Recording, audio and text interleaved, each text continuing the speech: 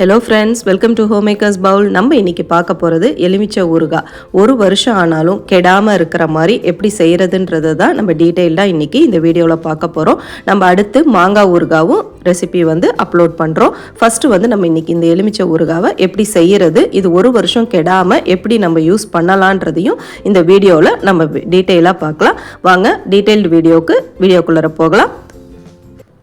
First நான் இதுக்கு 30 எலுமிச்சம்பழம் எடுத்திருக்கேன். நல்லா மீடியம் சைஸில் உள்ள எலுமிச்சம்பழமாக எடுத்துக்கோங்க. நல்லா கழுவிட்டு நல்லா இந்த மாதிரி துணி வச்சு தொடச்சிடுங்க. ஈரமே இருக்கக்கூடாது. எலுமிச்சம்பழத்தில் மேலே நமக்கு ஈரமே இருக்கக்கூடாது. இதை நீங்கள் 4 துண்டாவோ 8 துண்டாவோ அது உங்கள் விருப்பம்தான். எப்படி வேணுமோ அதுக்கு தகுந்த மாதிரி நீங்கள் துண்டுகள் நீங்கள் போட்டுக்கலாம். அது முற்றிலுமே உங்கள் விருப்பம்தான். நீங்கள் பெருசாக வேணும், சின்னதாக வேணும் அப்படின்னா அது உங்கள் விருப்பத்துக்கு தகுந்த மாதிரி நீங்கள் போட்டுக்க வேண்டியதான். பழத்தோட சைஸை பொறுத்தும் துண்டுகள் மாறுபடும். ஸோ அந்த மாதிரி போட்டுட்டு அதில் இருக்கிற கொட்டைகளை நீக்கிடுங்க. சில டைம் அந்த கொட்டைகள் ஊறுகாவை கசப்புத்தன்மை ஏற்படுத்திடும். ஸோ அதனால் அதுக்கு தகுந்த மாதிரி அந்த கொட்டைகளை நீங்கள் நீக்கிட்டிங்கன்னா ரொம்பவே நல்லாயிருக்கும். இப்போ நான் இதில் எல்லாத்துலேயும் இந்த மாதிரி இந்த கொட்டைகளை நீக்கிட்டு நான் எல்லாம் இந்த மாதிரி அரிஞ்சு எடுத்து வச்சுருக்கேன். நான் எப்படி அரிஞ்சு எந்த பாத்திரத்தில் பயன்படுத்த போகிறேன் நம்ம அடுத்து பார்க்கலாம். கூடுமான வரைக்கும் எவர் சில்வர் பாத்திரம், அலுமினிய பாத்திரத்தை தவிர்த்திடுங்க. பிளாஸ்டிக் கூட நீங்கள் தவிர்த்திடுங்க. பீங்கான், கிளாஸ் பாத்திரம், இந்த மாதிரி மண் சட்டி அதில் செய்ய பாருங்க. அப்போ தான் ஊறுகாவும் நல்லா இருக்கும். நமக்கு மற்ற பாத்திரங்கள்லாம் ஓட்டை விழுந்துரும். அதில் செய்யாதீங்க, முற்றிலும் அதை தவிர்த்திடுங்க.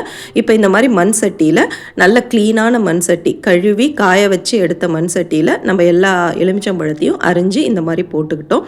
அதே மாதிரி ஈரம் இல்லாத கரண்டியை ஒவ்வொரு முறையும் நீங்கள் பயன்படுத்தும் பொழுது ஈரம் இல்லாத கரண்டியை கொண்டு நீங்கள் பெரட்டி விடுங்க அந்த ஊறுகாவை. ஈரம் இருக்கக்கூடாது. இப்போ இதுக்கு நான் கல்லுப்பு தான் பயன்படுத்துகிறேன். நான் கல்லுப்பு 120 கிராம் அளவுக்கு கல்லுப்பு எடுத்திருக்கிறேன். அதை நான் இதில் சேர்த்துக்கிறேன். ஃபஸ்ட்டு நீங்கள் டேபிள் ஸ்பூனில் பார்த்தீங்கன்னா 6 டேபிள் ஸ்பூன் கிட்ட நமக்கு உப்பு வரும். நான் அளந்து உங்களுக்கு காமிக்கிறேன் பாருங்கள்.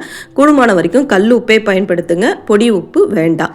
கல் உப்பு தான் ஊறுகாய்க்கு போட்டிங்கன்னா நல்லாயிருக்கும். இந்த மாதிரி உப்பை சேர்த்துட்டு நம்ம இப்போ இந்த கரண்டியால் நல்லா கலந்து விடலாம். ஊறுகாவை இந்த மாதிரி உப்போட கலந்து இதை வெயிலில் வச்சு நம்ம எடுத்து இந்த ஊறுகாவை செஞ்சோம்னா ஒரு வருஷம் ஆனாலும் இது கெடாமல் இருக்கும். ஸோ இப்போ அதே மாதிரி நல்லா இந்த மாதிரி குலுக்கி விட்டு நல்லா இந்த உப்பு இந்த பழத்தோட கலந்து வர அளவுக்கு நல்லா குலுக்கி விட்டுடுங்க. நல்லா இந்த மாதிரி குலுக்குனதுக்கப்புறம் வெறும் வெள்ளை துணி போட்டு இதை மூடிடுங்க. தட்டு போட்டு மூடக்கூடாது. ஏன்னா இப்போ இதை நம்ம வெயிலில் வச்சு எடுக்க போகிறோம். வெயிலில் வச்சு எடுத்தால் தான் இந்த ஊறுகாயில் இருக்கிற தண்ணியெல்லாம் நல்லா காஞ்சி இந்த உப்போட அது நல்லா ஊறி நமக்கு கிடைக்கும். அதுக்கப்புறம் நம்ம ஊறுகாய் செஞ்சால் தான் ஒரு வருஷம் ஆனாலும் இந்த ஊறுகாய் கெடாமல் இருக்கும். அதனால் இந்த மாதிரி கட்டி வெயிலில் வச்சு எடுத்துடலாம். இப்போ அடிக்கிற வெயிலுக்கு 2 நாளே போதுமானதாக இருக்கும். நான் 3 நாள் வச்சுருந்து எடுத்ததுக்கப்புறம் எப்படி இருக்குன்றதை நம்ம காமிக்கிறேன். நம்ம காலையில் வச்சோம்னா மதியானம் போல் ஒரு குலுக்கிட்டு இல்லைன்னா ஒரு கரண்டியை வச்சு திருப்பி விடுங்க. அதுக்கப்புறம் சாயந்தரம் வரைக்கும் வச்சுருந்து திருப்பி எடுத்துகிட்டு வீட்டுக்குள்ளார வச்சுடுங்க. திருப்பி அதே மாதிரி மறுநாள் காலையில் வச்சுடுங்க. இந்த மாதிரி 3 நாள் வச்சதுக்கப்புறம் இது எப்படி இருக்குன்றதை நம்ம பார்க்கலாம். இப்போ பார்த்தீங்கன்னா 3 நாளைக்கு அப்புறம் எனக்கு எல்லா உப்பும் நல்லா இந்த மாதிரி ஊறுகாயில் சேர்ந்து நல்லா இந்த நிறம் மாறி இப்படி இருக்குது இந்த எலுமிச்சம்பழம். இப்போ இதில் என்னென்ன சேர்க்கணுன்றதை நம்ம டீட்டெயில்டாக பார்க்கலாம். இப்போ இது இருக்கட்டும். இதுக்கு ஒரு பொடி ரெடி பண்ணிக்கலாம். ஒரு வாணலில் 1 டேபிள் ஸ்பூன் வெந்தயம் சேர்த்துக்கோங்க. 2 டேபிள் ஸ்பூன் கடுகு பெரிய கடுகாக இருந்தால் நல்லாயிருக்கும். அந்த பெரிய சைஸில் இருக்கிற அந்த கடுகு சேர்த்துக்கோங்க. சேர்த்துட்டு இதை நல்லா வறுத்துக்கணும். நம்ம இந்த கடுகு நல்லா பொரியணும். வெந்தயம் ரொம்ப கருகிடக்கூடாது. லைட்டாக நிறம் மாறினா போதும், இல்லைனா கசப்பு தன்மை கொடுத்துரும். ஸோ அந்த அளவுக்கு இதை வறுத்து இதை தனியாக எடுத்து நம்ம பொடி பண்ணி இதில் நம்ம சேர்க்க போகிறோம். இப்போ இந்த மாதிரி கடுகு பொரியிற அளவுக்கு வந்தோடனே நம்ம நிறுத்திட்டு இதை ஒரு தட்டில் நம்ம எடுத்துடலாம். எடுத்துட்டு இதே வாணல்லே இப்போ இது ஆறட்டும். இதே வாணல்லே இப்போ நம்ம எண்ணெயை சேர்த்துடலாம். இதுக்கு எண்ணெய் தோராயமாக ஒரு 200 கிராம் அளவுக்கு நீங்கள் நல்லெண்ணெய் சேர்த்திங்கன்னா நல்லாயிருக்கும். நம்ம ரொம்ப நேரம் காய்ச்ச போகிறதில்ல. நம்ம அடுப்பில் வச்சும் இந்த ஊறுகாவை செய்ய போகிறதில்ல. வெறும் இந்த எண்ணெயை மிதமான சூட்டுக்கு ஆக்கிட்டு அதை அப்படியே நம்ம இந்த ஊறுகாயில் சேர்க்க போகிறோம்.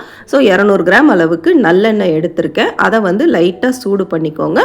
இந்த ஸ்டேஜில் இப்போ நம்ம அடுத்து ஊறுகாயில் என்ன சேர்க்கலான்னு நம்ம பார்த்துடலாம். இது கொஞ்சம் நேரம் சூடாகட்டும் இந்த எண்ணெய். சில பேர் வந்து இதுலேயே வந்து கடுகும் தாளித்து எலுமிச்சம் அந்த இதில் கொட்டுவாங்க. நான் இன்றைக்கி கடுகெல்லாம் தாளிக்கல, வெறும் இதை நம்ம அரைச்சிட்டு அப்படியே நம்ம சேர்த்துக்க போகிறோம். இப்போ வந்து இந்த ஊறுகாயில் என்னென்ன பண்ண போகிறோன்றதை நம்ம பார்க்கலாம். பெருங்காய பொடி 1 டேபிள் ஸ்பூன் அளவுக்கு சேர்த்துக்கோங்க. நம்ம அரைச்ச அந்த கடுகு வெந்தய பொடியை இதில் சேர்த்துடலாம். சேர்த்துட்டு ஒரு 180 கிராம் அளவுக்கு நான் வந்து மிளகாய்த்தூள், தனி மிளகாய்த்தூள் காரத்துக்கு சேர்த்துருக்கேன். உங்களுக்கு காரம் கம்மியாக வேணும்னா இன்னும் கொஞ்சம் கம்மியாக 100 கிராம் அளவுக்கு கூட நீங்கள் சேர்த்துக்கலாம். ஒரு 2 டேபிள் ஸ்பூன் அளவுக்கு மஞ்சள் பொடி சேர்த்துக்கோங்க. சேர்த்துட்டு இப்போ இதை வந்து நல்லா கலந்து விடுங்க. நல்லா இந்த மாதிரி கலந்து விடணும்.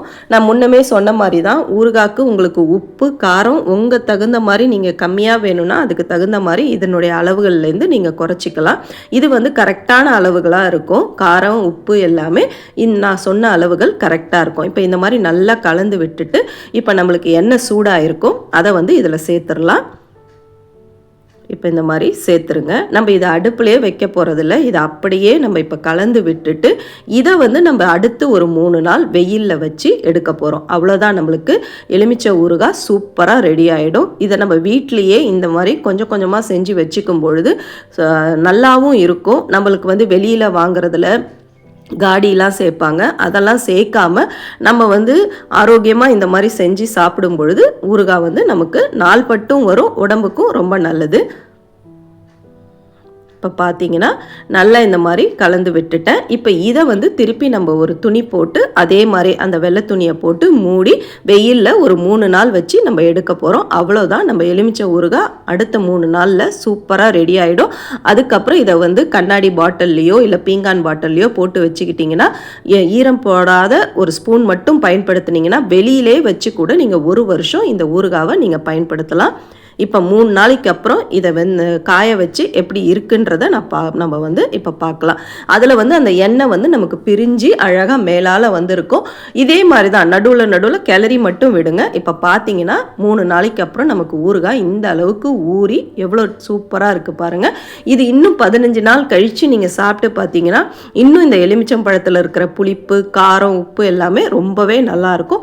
நீங்களும் இதை கண்டிப்பாக இந்த சீசனில் செஞ்சு பாருங்கள். நம்ம மாங்காய் ஊறுகாய் ரெசிபி இன்னும் 2 நாளில் அப்லோட் பண்ணுறேன். நம்ம சேனலை ஃபஸ்ட் டைம் பார்க்குறவங்களா இருந்தால் சப்ஸ்கிரைப் பண்ணிவிட்டு பெல் ஐக்கானையும் தட்டி விடுங்க. ரெசிபி பிடிச்சிருந்துச்சுன்னா ஃப்ரெண்ட்ஸ் அண்ட் ஃபேமிலிக்கும் ஷேர் பண்ணுங்கள். இதே மாதிரி இன்ட்ரெஸ்டிங்கான ரெசிபியில் சந்திப்போம். தேங்க்யூ.